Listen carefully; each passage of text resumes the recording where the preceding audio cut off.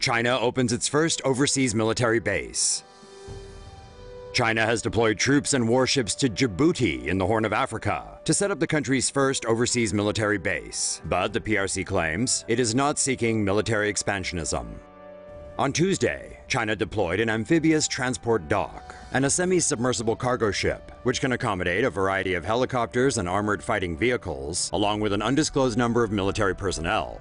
The two warships departed from a military port in Zhanjiang and are sailing across the Indian Ocean to Djibouti.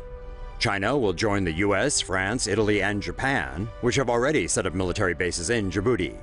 China has expanded its military presence in Africa in recent years, with more than 2,500 Chinese soldiers already deployed in South Sudan, Liberia, and Mali. The nation's navy has been conducting escorting missions in the Gulf of Aden off Somalia since 2008. China has also invested heavily in infrastructure projects in Africa in recent years. It's estimated that 1 million Chinese nationals currently reside in Africa. Say no to safe spaces on YouTube. Support TomoNews at patreon.com/TomoNews. China's military power has grown rapidly in recent years. Beijing ramps up South China Sea militarization. China's Navy has reportedly finished expanding its man-made outpost in the South China Sea and is now building military infrastructure on some of the larger islands. China is outfitting its three largest outposts, Fiery Cross, Subi, and Mischief Reefs in the Spratly Islands, with military infrastructure. This includes airfields with runways at least 8,800 feet long, water and fuel storage, port facilities, 24 fighter-sized hangars, communication facilities, barracks, and administration buildings. Once the facilities are complete, China can house up to 3 regiments of fighter jets in the Spratly Islands.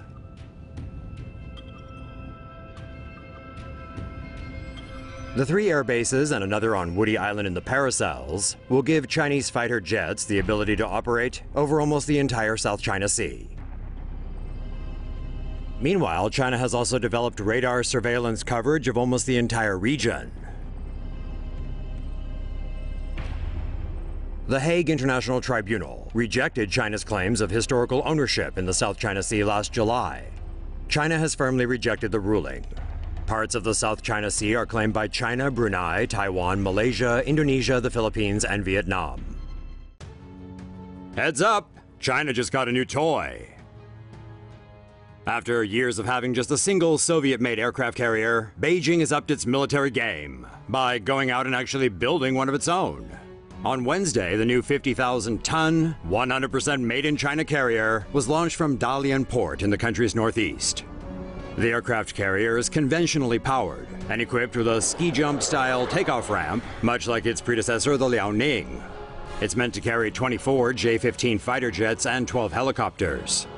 The homemade carrier has yet to be armed and will still have to undergo sea trials, meaning it won't be formally commissioned until about 2020. By then, analysts project the Chinese Navy will have also expanded to nearly 300 warships, submarines, and logistics support vessels.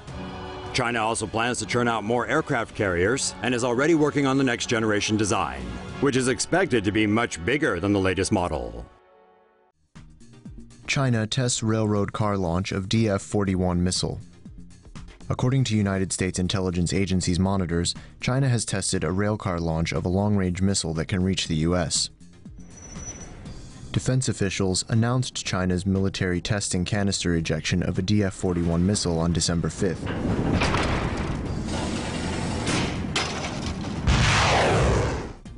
Estimates by U.S. intelligence agencies say that the DF-41 will carry up to 10 MIRVs when it's deployed.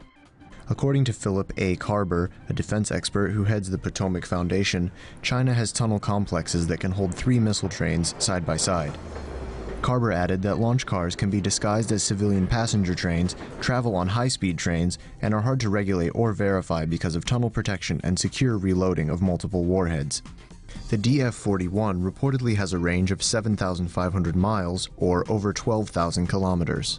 Rick Fisher, an expert on the Chinese military program, told the Washington Free Beacon, "This vastly increases the challenge of tracking China's ICBM force. As China today has 74,565 miles of rail lines, including 9,942 miles of high-speed rail." Say no to safe spaces on YouTube. Support TomoNews at patreon.com/TomoNews.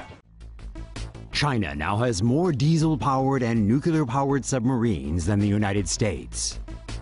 Both American and Southeast Asian officials have voiced concern about China's military buildup in the last several years. Even before the People's Republic of China's recent military and naval expansion, its submarines were regularly patrolling the Philippine Sea. China now has more submarines than Britain, Russia, and the United States, with plans to build more vessels. China's more expansive submarine program now includes lengthier excursions into the Indian Ocean. The People's Liberation Army Navy has diesel and nuclear-powered submarines and continues to develop ballistic missile submarines along with experimental vessels. The armed nuclear missile subs China is developing will be able to launch missiles that can reach Hawaii and Alaska. U.S. Navy Vice Admiral Joseph Malloy says that while the number of PLA subs has grown by leaps and bounds, their quality is inferior to that of the United States'. China flight tests new anti-satellite missile. China has flight tested a new missile which defense analysts believe is designed to destroy satellites. On October 30th, China conducted a flight test of its new Dongdong 3 missile from the Korla Missile Test Complex, according to the Washington Free Beacon.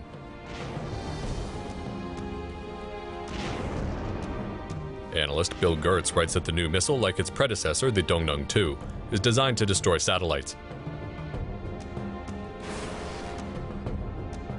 China maintains that the missiles are purely defensive, meant to intercept incoming ballistic missiles, not to destroy satellites. The older DN-2 was a 3-stage missile based on a satellite launch vehicle with a kinetic warhead. The new DN-3 may be a modified DN-2 or a completely new design. A U.S. congressional report says China's anti-satellite missiles can only fly on predetermined flight paths and only strike satellites over China's territory. In May 2013, a DN-2 missile nearly reached geosynchronous orbit, threatening intelligence and navigation satellites.